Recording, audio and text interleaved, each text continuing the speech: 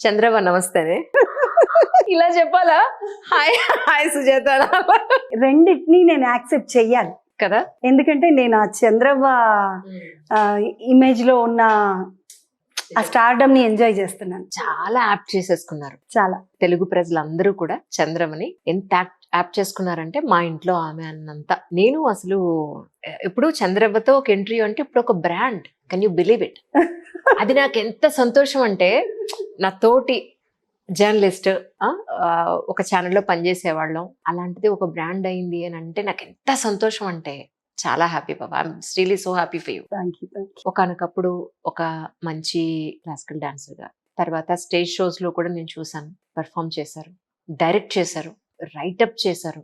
So వీటన్నింటితో పాటు అన్ని పక్కన పెట్టేసి ఈరోజు ఓన్లీ చంద్రవ్వగా ప్రజలకు కనిపించడం నాకు ఎంత ఆశ్చర్యంగా ఉందో. జస్ట్ ఈ రోజు చంద్రవ్వ జర్నీ గురించి మనం అందరం తెలుసుకోబోతున్నాం. ఎస్ జత, వీఆర్ రెడీ.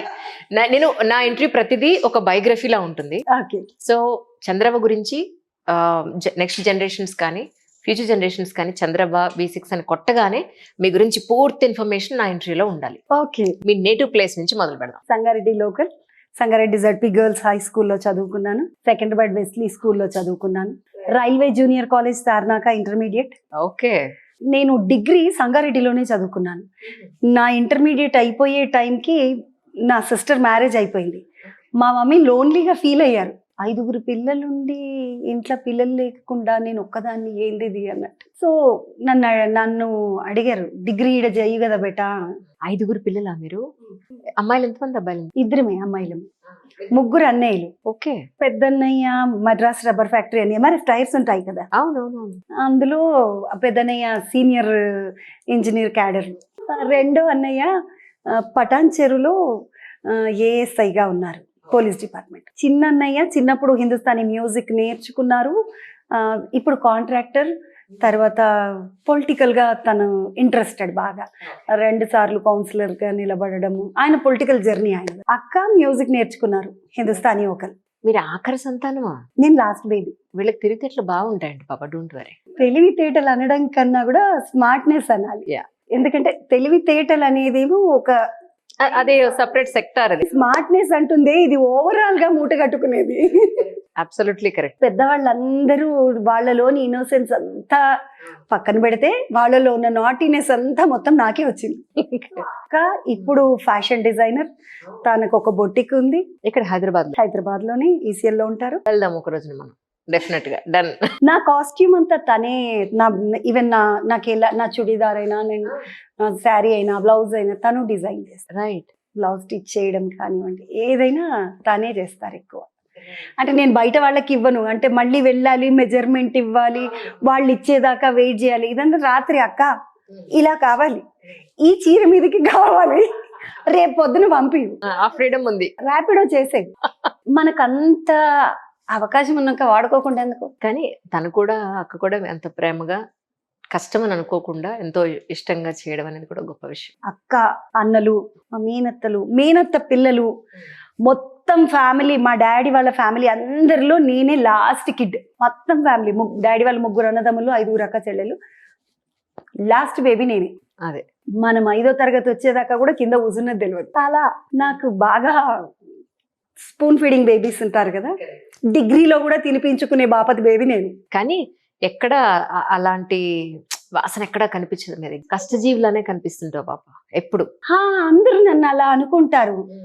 బట్ నేను నిజంగా చదువుకోవడానికి డబ్బులు లేక కష్టపడము. ఆ కష్టం లేదు. That's what. నాన్న గవర్నమెంట్ టీచర్, నాకేం కష్టం? అదే కదా. నాన్న ఆ షాప్ లో డ్రెస్, అంటే బొమ్మ మీద డ్రెస్ బాగుంది, ఆ తెల్ల డ్రెస్ మా నాన్న అనగానే డ్రెస్ వచ్చేది మన ఇంటికి. అంతే.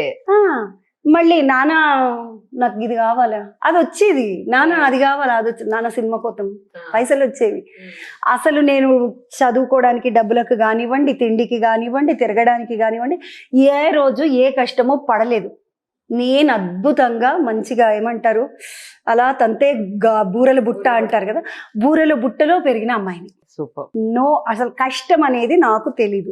కష్టం ఎక్కడ తెలిసిందంటే ఇండస్ట్రీలోకి వచ్చాకే తెలిసింది తప్ప, నాకు కష్టం నాకు చిన్నప్పటి నుండి నన్ను ఎవరు కష్టపెట్టలేదు. కానీ మీడియాలో కానీ ఆర్ట్ సైడ్ కానీ యాజ్ అన్ యాక్టర్ గా కానీ పెర్ఫార్మర్ గా కానీ you are the first person in your family? నాన్న మ్యూజిక్ టీచర్, హిందుస్థానీ ఒకరు.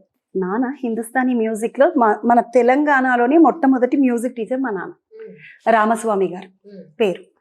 నాన్న 69 టైంకి మ్యూజిక్ కాలేజ్లో డిప్లొమా పూర్తి చేసి ఇక్కడ కోటి Tyagaraj music and dance college, అందులో నాన్న డిప్లొమా ఇన్ మ్యూజిక్ కంప్లీట్ చేసి, అప్పుడు 5 years కోర్స్, ఇప్పుడు అది 6 years కోర్స్ కంప్లీట్ చేసి గాంధీ భవన్లో ఒక పాట పాడారట, కళాజీవికి బ్రతికే లేదా అని గట్టిగా గొంతెత్తి పాడితే, ఆ రోజు ఏంటో ఆ ప్రోగ్రామ్కి ఒక కలెక్టర్ గారు వచ్చారు, మెదక్ జిల్లా కలెక్టర్ గారు. ఆయన వాళ్ళకి అప్పుడు కలెక్టర్లకి వైట్ డ్రెస్ వేసుకునే వీళ్ళు ఉంటారు, ప్యూన్స్ ఉంటారు, అటెండర్లు. ఆ అటెండర్తో ఒక నంబరు పేరు రాసి, అంటే నంబర్ అంటే అప్పుడు ఫోన్ నంబర్లు, ల్యాండ్ లైన్ నెంబర్సేగా, జస్ట్ నంబరు జిల్లా కలెక్టర్ కార్యాలయం సంగారెడ్డి అని ఆయన పేరు కింద రాసేసి, ఇది తీసుకుని రేపు రమ్మను అని చెప్పారట. ఆయన వచ్చేసి నాన్నకి అది ఇచ్చాడట. ఇచ్చి, సార్ ఇట్లా సార్ మిమ్మల్ని రమ్మనంటే, ఏ సార్ రమ్మన్నాడో కూడా నాన్నకి తెలీదు. జస్ట్ అది పట్టుకొని నెక్స్ట్ డే, అయ్యో సార్ ఎవరో రమ్మన్నారు, బాగుండదు, పెద్ద ఆయన రమ్మన్నారు కదా అని వెళ్ళి సంగారెడ్డికి వస్తే, పేరు ఏంది బాబు అని అడిగాడు. పేరు రాసి, పో జడ్పీ గర్ల్స్ హై స్కూల్లో సంగీత మాస్టర్గా నువ్వు జాయిన్ అయిపో అన్నారట. మా నాన్నకి అసలు అర్థం కాలేదు. అప్పటికే నాన్న ఎంత లక్ కదా, బెల్లంపల్లి NTPC ఉంటుంది కదా బొగ్గుగని, అందులో 1 month పనిచేసి, యాజ్ మనకి ఇది అసలు సూట్ అవ్వదు నా సంగీతానికి, NTPCకి ఎక్కడ సెట్ అవ్వట్లేదని వదిలేసేసి వచ్చి ఊరికే ప్రోగ్రామ్స్ అవి చేస్తూ పాటలు పాడుకుంటున్నాడు. ఆయన వచ్చి జాయిన్ అవ్వమన్నారు, వచ్చి జాయిన్ అయిపోయారు అంతే.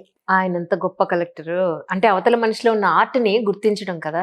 అండ్ మోరోవర్ ఒక గవర్నమెంట్ స్కూల్లో ఆ రిక్వైర్మెంట్ ఉంది, మనం దీన్ని డెవలప్ చేయాలనే ఆలోచన కలెక్టర్ గారికి ఉండడం, ఆ సమయానికి నాన్నగారు కనిపించడం ఒక మంచి అవకాశం.